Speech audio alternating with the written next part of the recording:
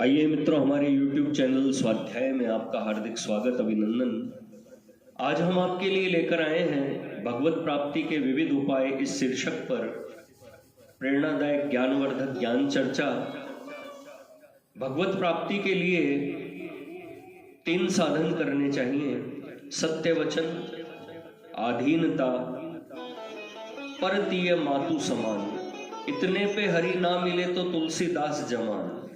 सत्य वचन कहा है, सत्य बराबर तप नहीं, झूठ बराबर पाप। जिनके हिय में सांच है, तिनके हिय में आप।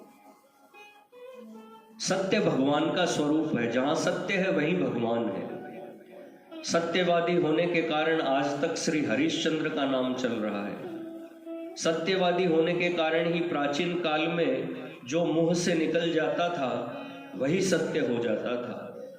स्वार्थ, आदत, हंसी मजाक या भविष्य के वचनों में भी किसी प्रकार झूठ नहीं बोलना चाहिए। अधीनता, अपने को भगवान के अधीन अनुकूल बना देना, अपनी स्वतंत्रता छोड़कर परमात्मा का सेवक बनकर उनकी आज्ञा और संकेत के अनुसार जीवन बिताना ही अधीनता है। संसार में भगवत भाव से पुत्र को माता पिता के, शिष्य को गुरु के, स्त्री को पति के और सेवक को स्वामी के अधीन रहकर कर्तव्य का पालन करना भी भगवान के ही अधीन होना है। भगवान के अधीन होने पर उसमें भगवान के प्राय सभी गुणों का विकास हो जाता है। स्वामी के बल को पाकर सेवक महान बलवान हो जाता है। राजा के अधीन रहने वाला मामूली सिपाही राजा के बल पर बड़े बड़े धनियों और शक्तिशालियों को बांध लेता है। इसी प्रकार भगवान के अधीन होकर मनुष्य भगवान के बल से बलियान हो सारे पापों पर विजय प्राप्त करके भगवान का परम प्रेमी बन सकता है। परतीय मातु समान, स्त्री मात्र जगत जननी का स्वरूप है।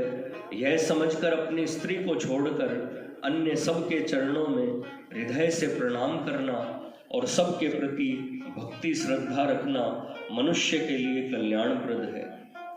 जो पुरुष पर स्त्री मात्र में मातृबुद्धि रखता है उसके तेज और तप की वृद्धि होती है और वह पापों से बचकर भगवान को पा सकता है। कहा जाता है कि यह दोहा श्री तुलसीदास जी महाराज का है और वे इसमें इस बात का जिम्मा लेते हैं कि इन तीनों साधनों का आश्रय लेने वाले अवश्य ही तर जाएंगे।